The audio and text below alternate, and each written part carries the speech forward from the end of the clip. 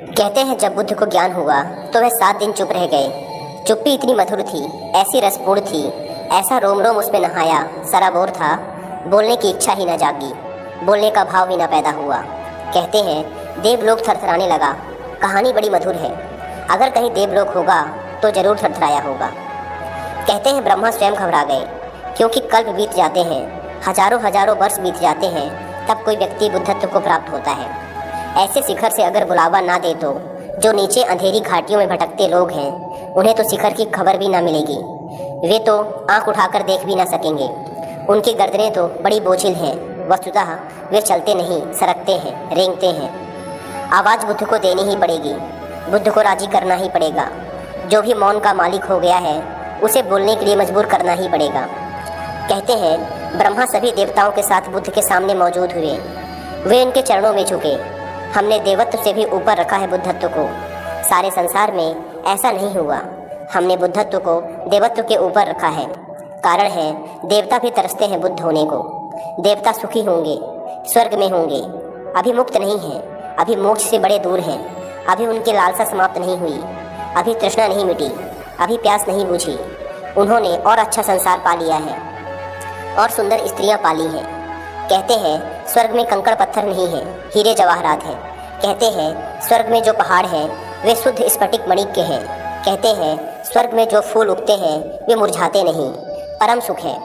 लेकिन स्वर्ग से भी गिरना होता है, क्योंकि सुख से भी दुख में लौटना होता है। सुख और सुख दुख एक ही सिक्के के पहलू हैं। कोई नरक में पड़ा है, कोई स्वर्ग में पड़ा है। जो नरक में पड़ा है वह नरक से बचना चाहता है, जो स्वर्ग में पड़ा है वह स्वर्ग से बचना चाहता है। दोनों चिंतातुर हैं, दोनों पीड़ित और परेशान हैं। जो स्वर्ग में पड़ा है वह भी किसी लाभ के कारण वहाँ पहुँचा है। एक ने अपने लोभ के कारण पाप किया होगा, एक ने लोभ के कारण पुण्य किए हैं। लोभ में फर्क नहीं है। बुद्धत्व के चरणों में ब्रह्मा झुके और कहा, आप बोलें। आप ना बोलेंगे तो महादुर्घटना हो जाएगी, और एक बार यह सिलसिला हो गया तो आप परंपरा बिगाड़ देंगे। बुद्ध सदा बोलते रहे हैं, उन्हें बोलना ही चाहिए। जो ना बोलने की क्षमता पा गए हैं, उनके बोलने में कुछ अंधों को मिल सकता है, अंधेरे में भटकतों को कुछ मिल सकता है। आप चुप ना हो, आप बोलें। किसी तरह बामुश्किल बुद्ध को राजी किया। कहानी का अर्थ इतना ही है कि जब मौन हो जाते हो तो अस्तित्व भी प्रार्थना करते हैं कि बोलो। करुणा को जगाते हैं। उन्हें रास्ते का कोई भी पता नहीं, उन्हें मार्ग का कोई भी पता नहीं है। अंधेरे में टटोलते हैं, उन पर करुणा करो, पीछे लौटकर देखो। साधारण आदमी वासना से बोलता है, बुद्ध पुरुष करुणा से बोलते हैं। साधारण आदमी इसलिए बोलता है कि बोलने से शायद कुछ मिल जाए। बुद्ध पुरुष इसलिए बोलते हैं कि शायद बोलने से कुछ बट जाए।